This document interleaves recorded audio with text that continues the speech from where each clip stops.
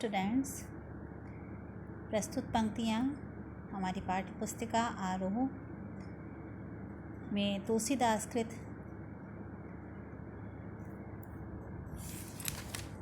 कवितावली उत्तरकांड से उद्धृत हैं और इन पंक्तियों में तुलसीदास जी ने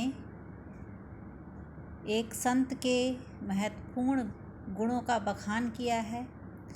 इसके अतिरिक्त उन्होंने सामाजिक व्यवस्था पर भी कुठाराघात किया है।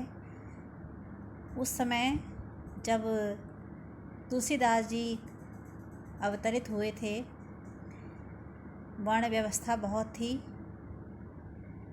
समाज के लोग एक दूसरे से कटे हुए थे। विभिन्न संप्रदायों में बटे होने के कारण एक दूसरे के धर्म को हीनता की दृष्टि से देखते थे। समाज में वर्ग व्यवस्था थी और तुलसीदास जी ने, क्योंकि महान संत हमेशा समाज के लिए प्रेरक होते हैं, समाज को एक ही छत के नीचे लाने का कार्य महान संतों के द्वारा ही किया जाता है। तो ऐसे ही महान संत थे तुलसीदास जी।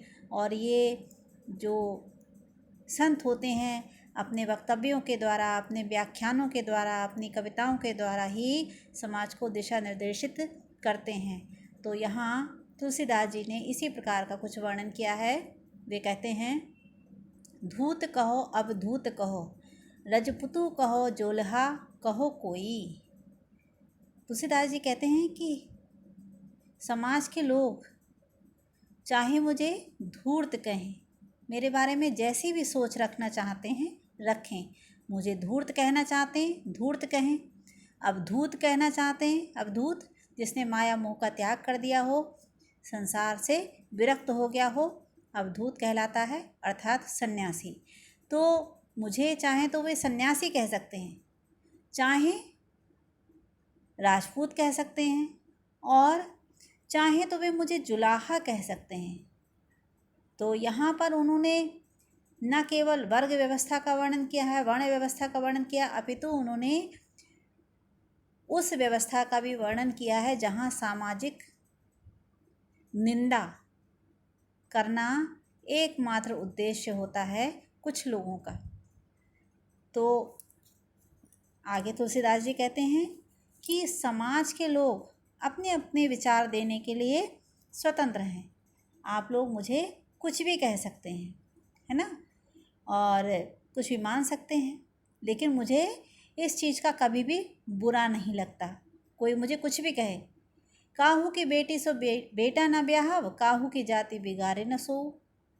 मुझे इसलिए आपत्ति नहीं है लोग मुझे कुछ भी कहते रहें, मुझे इसलिए आपत्ति नहीं है क्योंकि मैंने किसी की बेटी को अपने बेटे के साथ में सामाजिक बंधन में नहीं बांधना है। मैंने अपने बेटे की शादी या विवाह नहीं करना है किसी की बेटी के साथ में।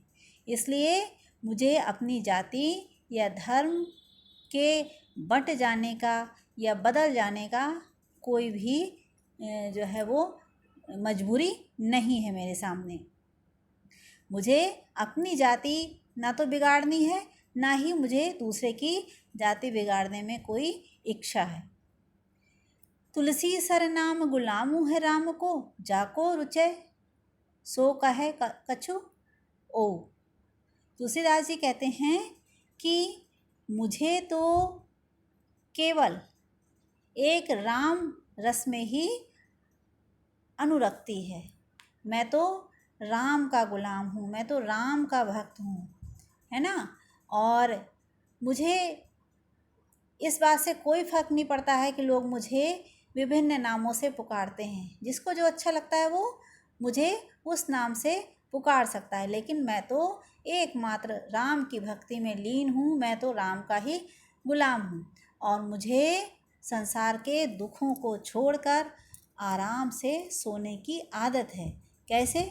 मांग के खैबो मसीत को सोएबो, चादर तान के सो जाना। मसीत को सोएबो, चादर तान के सो जाना, या मसीत का मतलब यहाँ पर मस्जिद से भी है ना। मांग के खाता हूँ दिन भर, भरण पोषण करने के लिए भिक्षा का सहारा लेता हूँ और तान के सोता हूँ या फिर मस्जिद में जाकर सो जाता हूँ, है ना।